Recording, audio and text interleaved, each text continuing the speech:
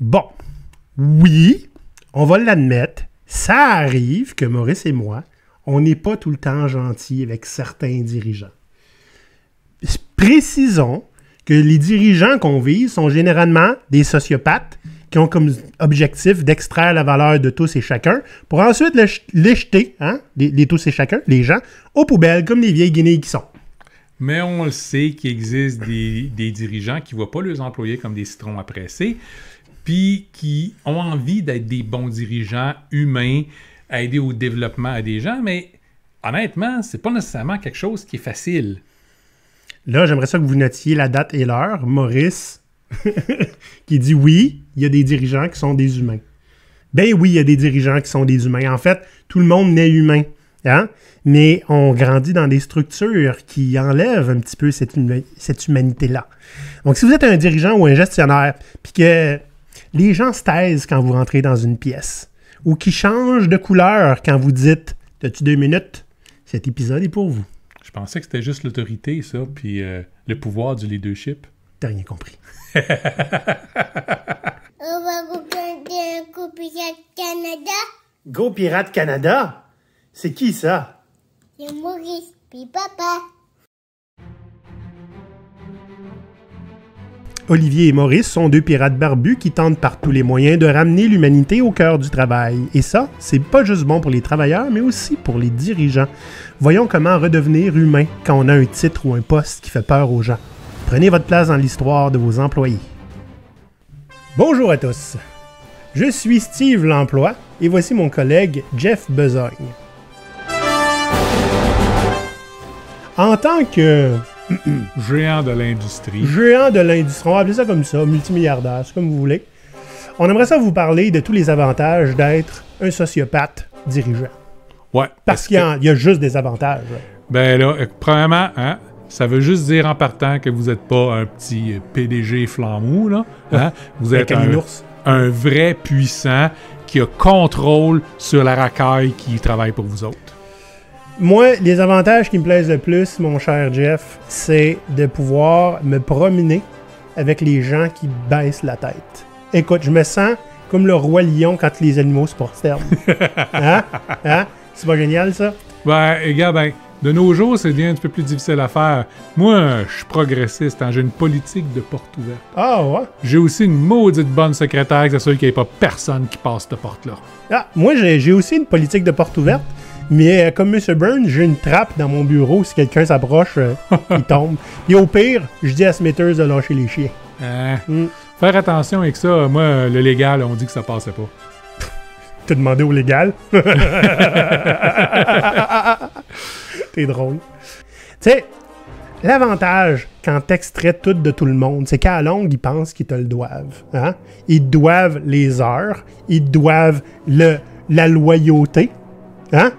Qu'est-ce qu'ils doivent à part de ça? Ouais. Leur vie, leur famille, si possible, mais ça, on verra. Il faudrait que le monde fasse plus d'enfants. Là. Ouais, on a besoin d'une nouvelle génération de travailleurs bien battus.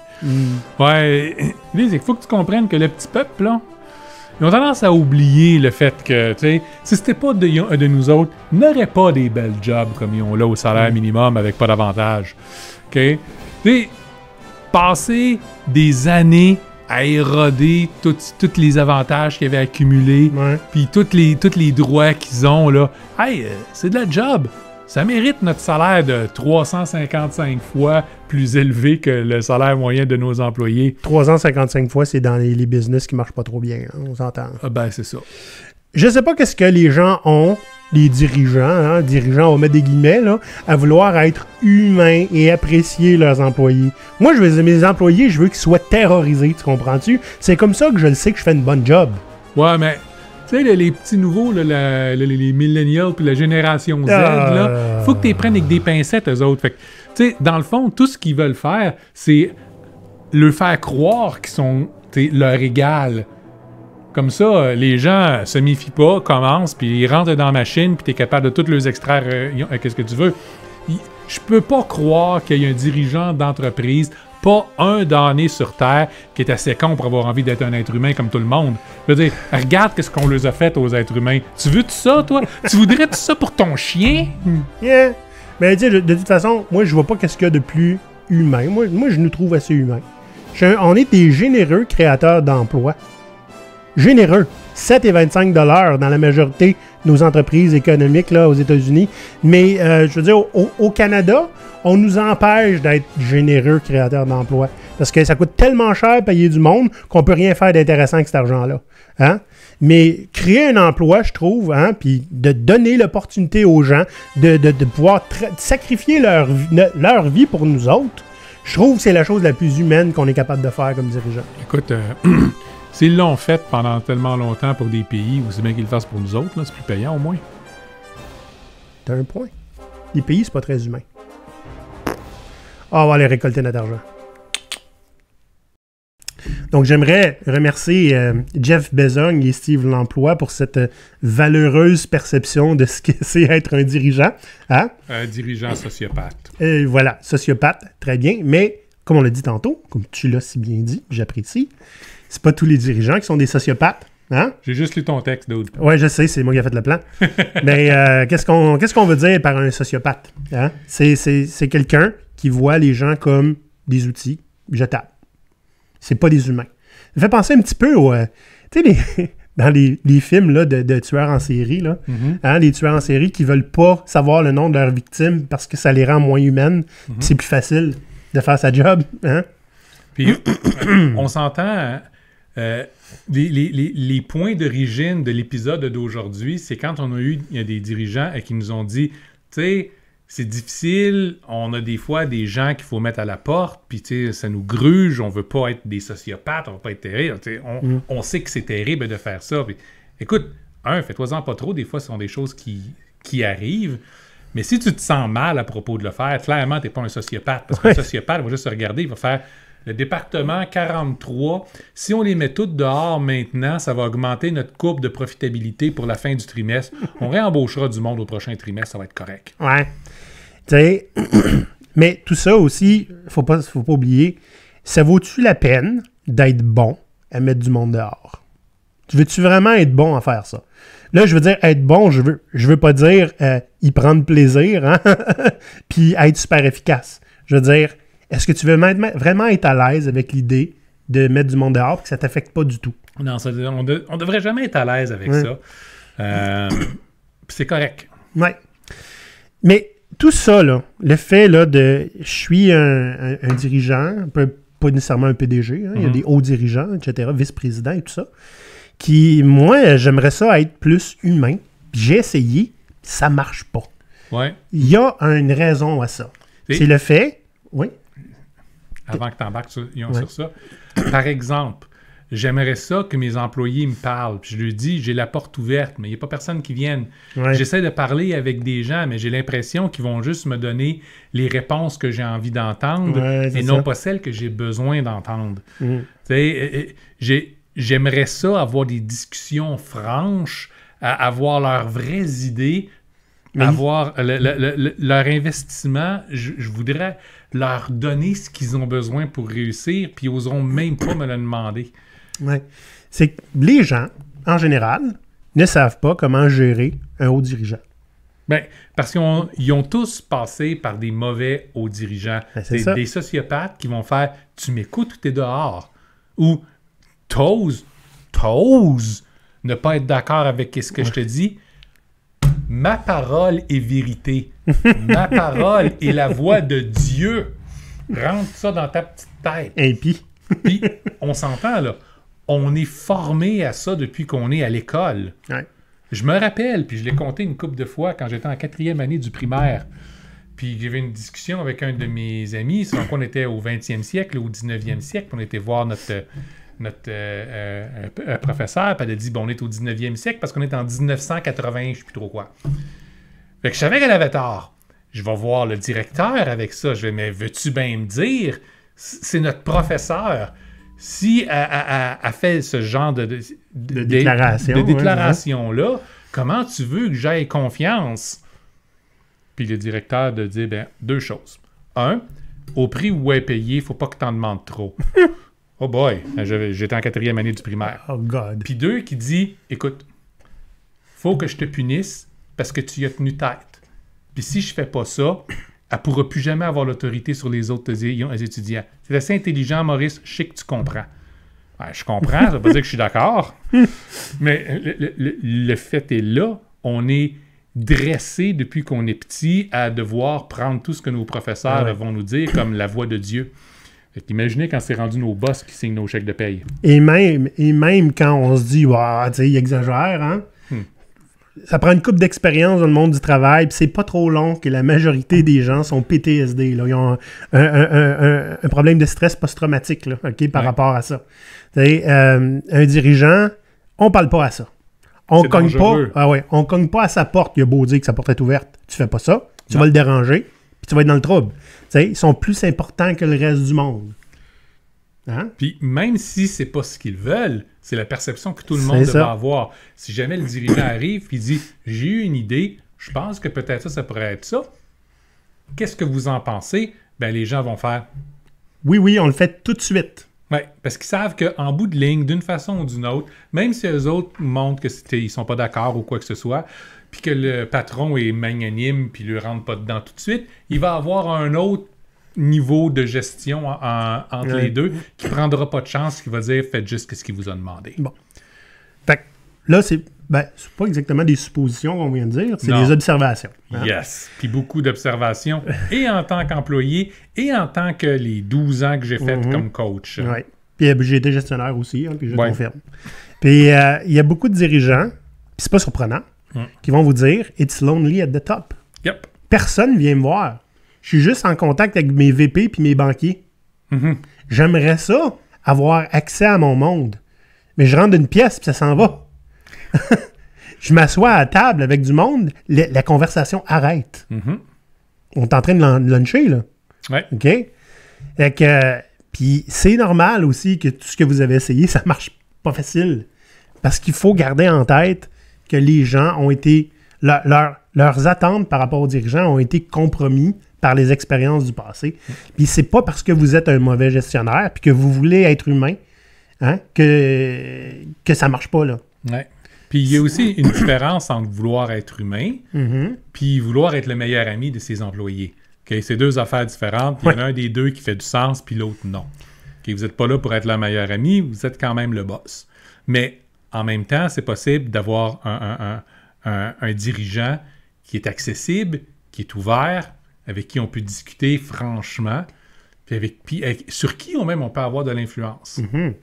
Donc, c'est ça l'épisode d'aujourd'hui. C'est une série de trucs sur comment trouver des moyens, parce que c'est pas tout ce qu'on va dire qui va marcher dans votre contexte. Hein? Comment trouver des moyens de vous rapprocher de votre monde, puis d'être un dirigeant qui est plus humain, puis qui n'est pas juste un donneur d'ordre. Vous êtes un dirigeant d'entreprise ou un gestionnaire. Vous aimez beaucoup GoPirate parce que nos idées vous rejoignent puis ça vous touche beaucoup. Pour vous, on a créé un niveau dans notre Patreon expressément pour les entreprises. Donc, c'est un niveau un peu spécial qui va vous permettre de nous recevoir pour un dîner causerie une fois par mois. Ça se fait à distance, mais c'est pour vous et vos employés. Exact. Vous allez avoir un choix de sujet et vous allez pouvoir choisir celui que vous voulez avoir. Un autre grand avantage que vous avez, c'est que vous allez avoir accès à notre Discord. Donc, vous allez avoir un accès à nous qui va être beaucoup plus facile, peu importe l'heure du jour ou du soir. Et puisque vous êtes des fans convaincus, GoPirate va remercier votre entreprise textuellement à chaque épisode sur YouTube. Donc, c'est un rendez-vous, patreon.com/GoPirate Canada.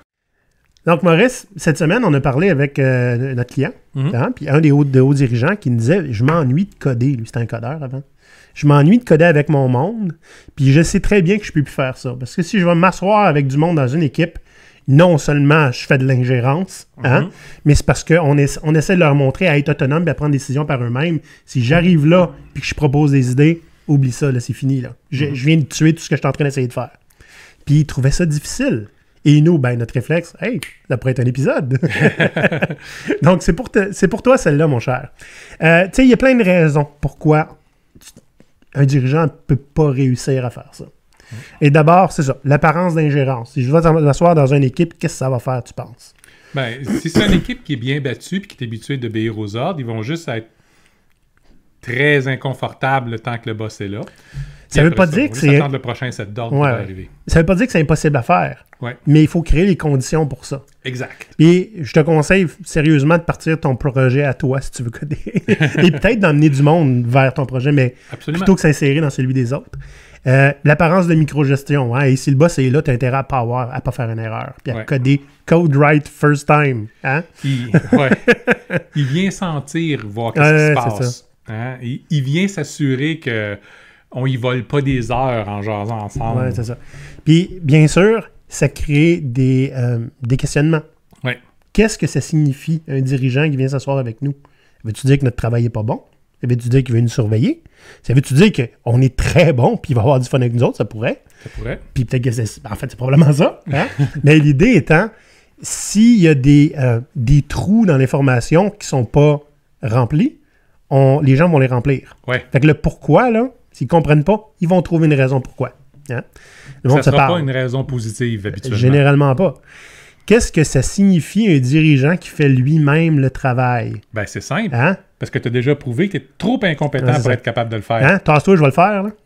c'est peut-être ça qu'ils vont comprendre. Tu comprends? Donc, ça, c'est juste un exemple. Hein? Quelqu'un qui s'ennuie de travailler avec au niveau de ce que les employés font. Là, j'aimerais savoir, vous lèverez la main à la maison, combien parmi vous, les auditeurs, seriez prêts à aller cogner à la porte du président ou de la présidente de l'entreprise pour laquelle vous travaillez, pour vous asseoir avec lui ou elle pour avoir une bonne conversation franche? Dans le sens de, là, toi, il faut que je te parle. Non. Une conversation franche de, j'ai envie de discuter, puis je décide qu'on le fait. Qui serait game de faire ça? Moi, je l'ai fait une fois, 2 fois. C'est pas pour tout le monde, parce que, il y en a qui vont faire ça quand ils n'ont rien à perdre, ou ils n'ont plus peur de rien. Moi, je pense que c'est un peu naïf, j'avais peur de rien, puis c'est correct. Ça s'est bien passé. Mais il y a des présidents d'entreprise que même leurs vice-présidents, les employés les plus proches, n'oseront pas les challenger sur quoi que ce soit. OK? Fait que imaginez leur parler quand tu es un gars qui vient d'arriver. C'est intimidant. Fait qu'il faut comprendre, puis ça, c'est quelque chose qui c'est intimement relié à comment on fait pour s'en sortir. OK? Ouais. Donc, il faut comprendre et accepter dans notre cœur que les gens sont PTSD par les structures de gestion traditionnelles. C'est pas de votre faute, c'est pas de la leur non plus, c'est ce qu'on a fait collectivement. OK? Et que ça paraît moins quand tu es dans une start-up de 8. Bien, tu n'as pas le choix, tout le monde habituellement va être ensemble. Moins maintenant avec le travail à distance, ce qui peut dire qu'il peut y avoir une distance qui va être créée dès le départ, mais quand tu commences une start-up avec 8 employés, tout le monde est en même place, comme on dit, on mange la même merde dans le même bol. Souvent, tu pars avec des amis. Oui, c'est ça. Mais tu sais, le fait de passer au travers des grandes difficultés d'un début d'une entreprise ensemble, ça crée des liens. Ce que tu n'auras pas quand ton entreprise va être rendue avec 30, 40, 50 personnes, 100 personnes. Puis c'est ça l'affaire, c'est que la croissance, des fois, ça déboule vite. Oui. Hein? On est chanceux, les choses vont bien. Hein? Les marchés, il y a eu une pandémie, ça nous a ouvert des opportunités. Pouf, on était 30, on est rendu 200 en 1 an et demi. L'hypercroissance existe, là. Mais c'est dangereux, l'hypercroissance. Ben, c'est ça. Et que tu perds beaucoup de choses, dont l'humanité que tu avais, puis les relations que tu avais avec tes employés. C'est facile de gérer 8 personnes, mais gérer les relations qu'on a avec 8 personnes, avec 170, c'est plus difficile. Ben, tu peux pas avoir des relations avec 170 personnes dans une entreprise. Tu peux essayer. En fait, on recommande d'essayer. C'est juste que tu ne pourras pas les entretenir autant que ceux que tu avais quand tu en avais 8. C'est ça. Hein? Donc, quand on grandit, on a des nouveaux employés et nécessairement, la majorité d'entre eux vont être PTSD par le fait de se faire approcher par un dirigeant. Absolument. C'est ça. Puis il faut l'accepter. Puis vous allez toujours vous battre contre ça. Toujours. Jusqu'à temps que le mainstream, ça soit que tous les présidents sont accessibles. Ce qui arrivera probablement pas. Donc, vous aurez beau dire que votre porte est ouverte, écrivez-moi, bookez-moi, on va aller dîner. Les chances que quelqu'un cogne volontairement sont là, mais sont basses. Ben, c'est souvent toujours une question de gestion de risque. Ça vaut-tu la peine d'aller parler, challenger ou de t'exposer juste un petit peu trop à la personne qui a droit de vie ou de mort sur ta carrière? Oui. Puis c'est malheureux parce que ce que ça crée comme phénomène, c'est que vous allez devoir, en tant que dirigeant, prouver en permanence que vous êtes des êtres humains. prouver, pas juste le dire. OK? Il y a plein de choses qu'on peut faire pour se rapprocher des gens, mais on préfère vous avertir tout de suite, là. Ça prend de la dévotion. OK? Faut vraiment vouloir. Parce que plus il y a de gens dans l'entreprise, plus ça va demander d'efforts. OK? Puis certains, je pense qu'il va falloir éventuellement scaler ça. C'est-à-dire qu'à un moment donné, vous ne pouvez pas vous occuper de 7 niveaux d'employés. Non. Je ne vous recommande pas d'avoir 7 niveaux de hiérarchie, mais peut-être de vous assurer que les autres dirigeants en dessous de vous prennent des approches comme ça, parce qu'à un moment donné, vous ne pourrez pas vous occuper de tout le monde. Tu sais, on parlait des sociopathes tantôt. Il y en a beaucoup qui aiment ça quand ils disent quelque chose, c'est pris comme du cash, puis ça se met en action tout de suite. Hein? Ça démontre ta toute puissance, puis ta sainteté. Non, ça démontre la productivité de ton organisation. Ouais, c'est ça. Mais il y a des dirigeants qui n'aiment pas ça du tout. En fait, dès qu'ils disent quelque chose, le monde font « ben là, il l'a dit, il faut le faire Ouais. ». Puis des fois, on brainstormait là, dans les airs. Là, hein? Fait que ça se met au travail immédiatement, toi, là. Puis tu t'en rends compte 3-4 semaines plus tard, je dis « wow, là! » Ça signifie deux choses. C'est triste, mais vos employés sont des exécutants. Oui. Il y a quelque chose qui ressemble à un ordre, il est effectué. Oui. C'est plate. Puis des fois, c'est votre organisation qui est habituée à ça. C'est-à-dire, peut-être que vos exécutants comprennent que c'est juste des idées en l'air comme ça, mais que quelques gestionnaires entre vous puis lui, eux autres vont avoir entendu ça. Puis Ils vont sauter là-dessus. Ça, ils vont considérer que ce sont des ordres, puis ils vont commencer à mettre la machine en route, là. Ouais. Puis peut-être des fois, c'est juste pour la promotion qu'il va avoir au bout, hein? Des Who fois, knows? c'est pour ça qu'on enseigne aux gens, toujours, assurez-vous de comprendre le pourquoi avant de faire quoi que ce soit. Challengez, peu importe la demande que vous avez, essayez de comprendre pourquoi vous devriez investir votre temps et votre énergie là-dedans. Si vous faites ça, vous allez être capable d'éliminer tous ceux qui vont juste répéter comme des perroquets sans vraiment comprendre quoi que ce soit. Vous allez pouvoir les renvoyer et dire, écoute, va chercher les réponses ou on le fait pas. C'est sûr que ça fonctionne pour des équipes qui sont plus autonomes ou qui veulent devenir plus autonomes. Puis dans des environnements où l'autonomie est considérée comme un crime envers l'humanité, ça va simplement vous mettre dans le trouble. Ouais. Ça veut dire une autre chose aussi. Hein? Quand un dirigeant arrive, il dit quelque chose, puis automatiquement, ça se met en branle. Le dirigeant est obligé d'avoir raison. Parce que qu'est-ce qui arrive s'il dit une niaiserie? Ouais, mais on va la faire. T'es conscient que souvent, ces dirigeants-là ont toujours raison. C'est juste qu'ils sont entourés d'incompétents qui ne sont pas capables de mettre leur brillante vision en branle puis de la réaliser. Ouais, mais là, tu parles des sociopathes. Ouais. Ceux qui veulent être humains ont pas ça comme background. C'est vrai. Fait qu'il faut déconstruire le pattern. Hein? L'idée que vos personnes sont des exécutants et que vous avez le mot de Dieu et la toute-puissance divine. Puis, ça n'a pas le choix. Il faut qu'on se comporte comme un être humain. Ça veut dire qu'on n'a plus être le dirigeant parfait, qui a toujours raison, qui prend tout le temps les bonnes décisions, puis c'est les gens qui exécutent mal, hein? Et puis qui savent ce qu'ils font 100% du temps. Maurice, une belle anecdote là-dedans. Lui, tu faisais du coaching de dirigeants, là. Oui. Puis, qu'est-ce que tu lui disais en premier? Oui, c'est ça. Il s'est arrivé des moments où je faisais des conférences devant des niveaux C. C-level, oui. Oui. Donc, quand on fermait la porte, la première des choses que je lui disais, bon, maintenant que la racaille est écartée, puis qu'on est juste entre nous autres, on peut se l'avouer, et 3/4 du temps, on ne sait pas ce qu'on fait. Puis c'était le fun, parce que la salle commence à rire jaune, parce que c'est vrai, la plupart de ces gens-là sont relativement insécures, ils essayent de faire ce qu'ils peuvent, puis ils improvisent souvent, mais ils sont dans un environnement souvent super compétitif, où ils ne peuvent pas l'admettre. Tu as intérêt à savoir ce que tu fais, même si tu ne le sais pas. Mais en le disant ouvertement comme ça, on est tous comme ça. On improvise tout. On ne sait pas nécessairement ce qu'on fait. Là, arrêtons de se mentir 2 secondes. Là. Si on l'accepte, ça va être plus facile. Ouais. Ben, soudainement, la tension relâche un petit peu, puis les gens s'ouvrent un petit peu plus, puis ils échangent un petit peu plus, puis ils apprennent beaucoup plus. La grosse difficulté là-dedans, Maurice, là, c'est que tu ne peux pas forcer les gens à croire que tu es humain. Non. Dans le sens où tu pourrais décider, hey, je rencontre tout le monde aujourd'hui, hein, je vais aller parler en one-on-one à tout le monde. Quand ils vont recevoir leur rencontre, là, le meeting dans leur agenda, ils vont tous changer de couleur. Là. Oui. Toute la gang, OK? Fait qu'il faut faire en sorte que ce soit eux qui viennent vers vous. C'est la manière la plus saine de le faire, je pense. Ou, avec le temps, que c'est connu que c'est normal. C'est normal, souhaitable, puis il n'y a rien de dangereux. Et pour ça, ben, il y a des étapes à suivre.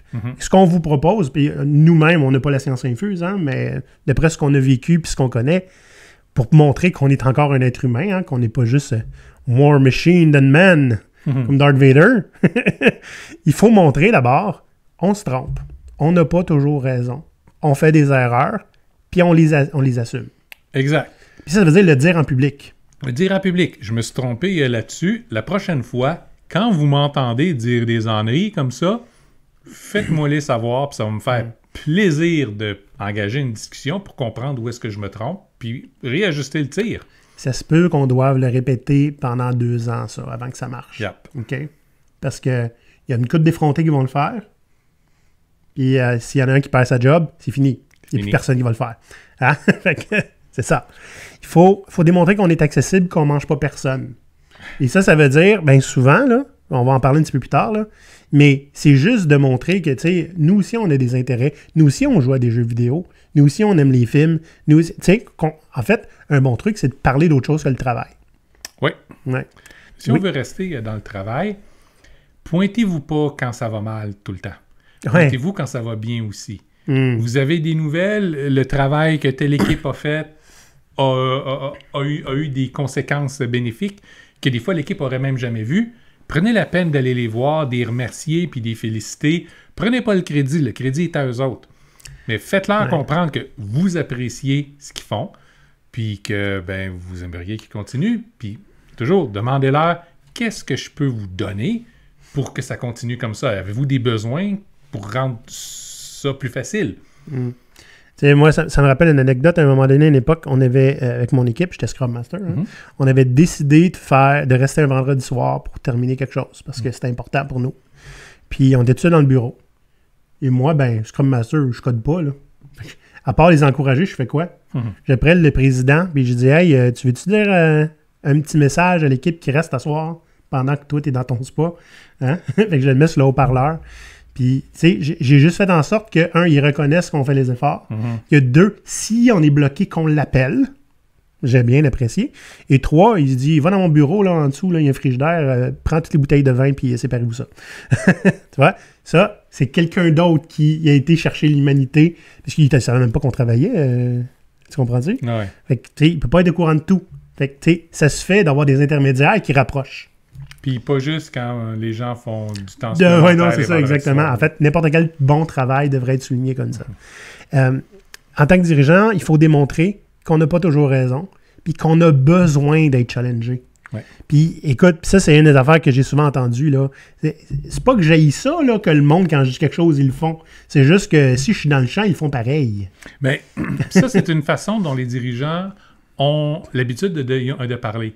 Quand tu veux avoir de l'autorité, tu parles par affirmation. Ouais. Puis c'est ça qu'on essaie de montrer aux dirigeants qui veulent être plus humains, parler par question.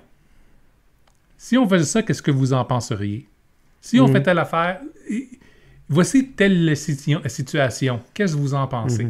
À ce moment-là, c'est moins vous dites, vous déclarez, puis les gens sont là pour obéir, puis c'est plus une ouverture à des conversations. La conversation, ça rend tout le monde humain. Oui. Puis ça va montrer aussi que vous ne savez pas tout, puis que c'est pour ça que vous avez embauché des experts. Exact. Pas juste pour exécuter ce qu'ils reçoivent comme ordre, même si ce n'est pas des ordres. Ouais. Hein? Fait que je ne sais pas si vous remarquez un fil conducteur là, dans ce qu'on vient de dire. Là. Essentiellement, ce qu'il faut, c'est créer un environnement sécuritaire psychologiquement autour de vous. Une aura de sécurité. OK? Puis beaucoup plus sécuritaire pour les employés que pour vous. Parce qu'il y en a des dirigeants que ce qu'on vient de dire, ça va sortir leur zone de confort à 100 000 $. Oui. Puis c'est correct. En fait, vous devriez sortir de votre zone de confort tous les jours parce que les employés le font aussi. C'est pas facile à faire. Mais là, on a une couple de trucs. Hein? Des trucs un petit peu plus concrets. Pour faire en sorte d'être perçu comme un être humain. On l'est. Hein? Mais le système fait en sorte qu'on n'est pas perçu comme tel. Fait qu'on a des petits trucs assez précis. C'est des choses qu'on a observées, des choses qu'on a proposées à des gens. Vous pouvez les essayer. Ça garantit absolument rien. Hein? Il faut juste bien le faire. Utilisez votre imagination. Il y a plein de choses qu'on peut faire pour être perçu de façon plus humaine, plus accessible. Mais la première, puis je l'ai dit tantôt, il faut créer des situations où on peut parler autre chose que le travail. Parce que si on parle juste de travail, ben ça détermine notre relation avec les gens. Puis là, c'est dangereux. Commencez pas à parler de vacances avec vos employés qui ont 2 semaines de vacances, les journées de maladie en font partie, puis vous les donnez à peu près pas, qui vont, de toute façon, au salaire qu'ils ont, ça va être des vacances à la maison, puis vous allez parler de vos voyages dans le sud. Ouais. OK? Parlez pas non plus de votre 3e chalet ou de votre jet privé. OK? Ouais, j'ai entendu des conversations de dirigeants qui parlaient de leur marque de voiture puis comment écouter avec des employés. Ouais. Il y en a une couple qui trouvait ça très, très cool, là. Oui, puis tu as des employés qui vont juste trouver aussi particulièrement intéressant que ta 3e voiture, celle que tu te plains tout le temps, elle vaut plus cher que leur salaire annuel. Voilà. Vous avez un dilemme, hein? Puis en tant que dirigeant, je veux dire, c'est quelque chose qui arrive tous les jours, au quotidien. On a un dilemme. Aller vers les gens, spécialement les gens que la décision va impacter. Hein? Oui. Fait que tu as un dilemme, puis je sais pas quoi faire avec ça, mais j'ai une équipe qui travaille de proche ou de loin sur ce sujet-là. Je vais aller m'asseoir avec 2-3 de ces gars-là puis dire qu'est-ce que vous en pensez, vous autres? C'est ça. Encore une fois, je le spécifie, vous n'arrivez pas là avec des affirmations, vous arrivez là avec des questions. Voici la situation, qu'est-ce que vous en pensez? Selon vous, qu'est-ce que je dois faire? C'est ça. Pas le voici qu'est-ce que je vais faire, qu'est-ce que vous en pensez? Vous venez de faire une affirmation, fait que le mieux qu'ils vont souvent pouvoir vous dire, c'est oui, boss. Oui, c'est ça. Okay. Ils vont dire la moins pire option, puis ils vont tout de suite y mettre. Oui. J'ai déjà vu ça, qui est intéressant, créer des dîners rencontres. Parce que là, tu sais, on a tendance à vouloir, tu sais, comme surtout quand on a beaucoup d'employés, on va faire un town hall. On va avoir 150 personnes, puis ils vont nous poser des questions.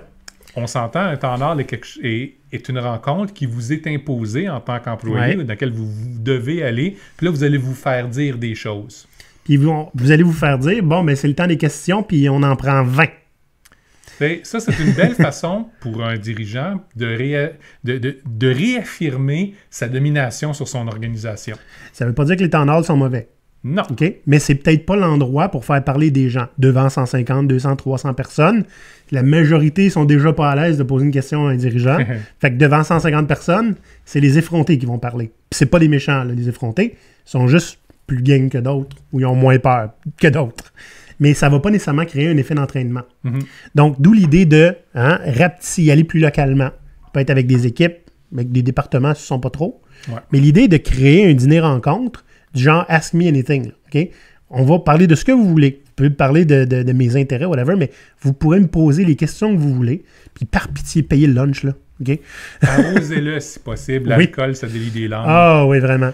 Mais l'idée étant, je vais répondre à toutes vos questions, qu'elles soient personnelles ou professionnelles. Okay? Puis jusqu'à un certain niveau de décence, on s'entend. Puis je vais essayer d'être transparent avec mes réponses. On dit essayer. Il y a des affaires qui sont confidentielles, des fois. Puis ça, c'est encore c'est à propos de vous. Si vous y allez et vous dites, je veux apprendre à vous connaître, je veux savoir comment ça marche, c'est quoi comment est-ce que vous percevez votre travail dans le day-to-day, tu sais. Je veux établir des conversations. Là, c'est plus à propos de vous, c'est rendu à propos d'eux. Puis là, ils vont être peut-être plus ouverts. En fait, ben, tu vois, ça, c'est mon autre idée. Quand tu as des nouveaux, OK, tu t'arranges pour systématiquement avoir un lunch avec. Et là, c'est à propos d'eux. Parce que tu veux apprendre à les connaître. Hein? L'idée de faire un lunch, pose-moi n'importe quelle question à propos de la compagnie, c'est parce que les gens en ont des questions, ils n'osent jamais les poser, parce que, je la pose à mon manager, je suis même pas sûr que ça va se rendre en haut. Si je la pose devant tout le monde, je suis même pas sûr que je vais avoir une réponse. Fait que l'idée, c'est de créer un petit groupe où c'est assez sécuritaire, puis que ça soit attendu. On va poser des questions sur l'entreprise puis son futur. Ouais. Tu comprends? Fait que ça crée quelque chose qui est sécuritaire, puis il n'y a rien qui empêche de faire le contraire, là. D'en apprendre aussi sur les gens. Et ça, j'avais un dirigeant qui avait fait ça. Systématiquement, à tous les mois, ils prennent un lunch avec tous les nouveaux qui étaient rentrés dans le mois. Puis le minimum, c'était de se souvenir de leur nom, ce qu'ils font, puis qu'est-ce qu'ils aiment dans la vie. Mais rendu à peu près à 200, puis avec le taux de roulement, c'est pas facile. Fait que bonne chance avec ça, mais je vous encourage à le faire. Tu sais, je dis souvent, la reconnaissance en entreprise, c'est pas juste qu'on se souvienne c'est quoi votre nom quand on vous croise dans le couloir. Hein? Je t'ai reconnu. C'est ça la reconnaissance. C'est aussi de reconnaître qu'on a des intérêts, qu'on fait du bon travail, que ce soit reconnu, puis qu'on puisse en parler. Puis, tu sais, à la limite, vous n'êtes pas obligé de savoir tout ce que la personne fait. Là, okay? Puis, en fait, vous pouvez être honnête puis pas le savoir. Parle-moi-en donc. Ouais. Hein? là où ma femme travaille, c'est Ouais. une fois à tous les mois, où ils ont tous les 2 mois, ils ont un lunch comme ça à distance. C'est toute la compagnie, mais c'est parce qu'ils ne sont pas beaucoup, là, peut-être une douzaine de personnes. Souvent qui va prendre l'après-midi au grand complet, où là, ils vont ajouter des jeux, ils vont ajouter des... Donc, ça aide à créer une belle culture d'entreprise. Mais les patrons sont là aussi. Ouais. Ils en font partie, puis ils ont l'air idiots comme tout le monde quand ils font des jeux. Puis, ça les rend humains. Là. Ouais. Puis, malgré tout ce qu'on vient de dire, hein, organiser des lunchs avec des équipes ou rencontrer les nouveaux du mois et tout ça, même là, ça peut créer des questions puis des trous. Hein? Qu'est-ce qu'il veut comme information? Pourquoi il fait ça? Puis on vous suggère fortement de juste l'admettre. Regardez, j'essaie de me rapprocher de mes employés. Je sais pas comment, parce que c'est souvent mal perçu. Fait que, c'est quoi la solution qu'on devrait faire? Qu'est-ce que vous voudriez qu'on fasse pour qu'on puisse se rapprocher, vous en tant qu'employé, puis moi en tant que propriétaire de l'entreprise? Et ça, c'est d'être humain. De C'est ça. dire, je le sais pas. Puis, pas juste ça, c'est que vous allez co-créer la solution avec les employés. Ils vont vous proposer des idées qui marchent pour eux, puis vous n'aurez pas besoin de trouver comment est-ce que je peux faire pour que mes employés m'acceptent. C'est eux autres qui vont vous le dire. Ouais. Et ça, c'est la morale de tout l'épisode. Ouais. OK? Parce qu'on vous a donné plein de trucs que vous pourriez arriver, hein, puis utiliser, mais il n'y a rien qui garantit que ça va marcher parce que vos employés sont tous différents. Fait que le nec plus ultra d'être humain, là, c'est d'aller dire, regardez, je me sens tout seul, je sais pas comment me rapprocher de vous autres, puis je vais être perçu comme l'humain que je suis. Comment on fait? Et là, c'est plus à propos de vous. Fait que vous autres, les pirates, je sais pas, est-ce que vous êtes game hein, d'aller kicker la porte de votre président? Y est-tu approchable de même? Puis les présidents qui nous écoutent, comment vous faites? Venez nous dire ça en commentaire. Ouais. Puis profitez-en de faire un petit like puis nous suivre. Maurice, on va aller manger au restaurant puis je vais apprendre à te connaître. Ouais, parce que techniquement, Olivier, c'est mon boss. Fait que tu vas voir à quel point ça va être difficile de me sortir les verres du nez. Bonne semaine les pirates. Bye. Bye. À la poudre! À l'abordage!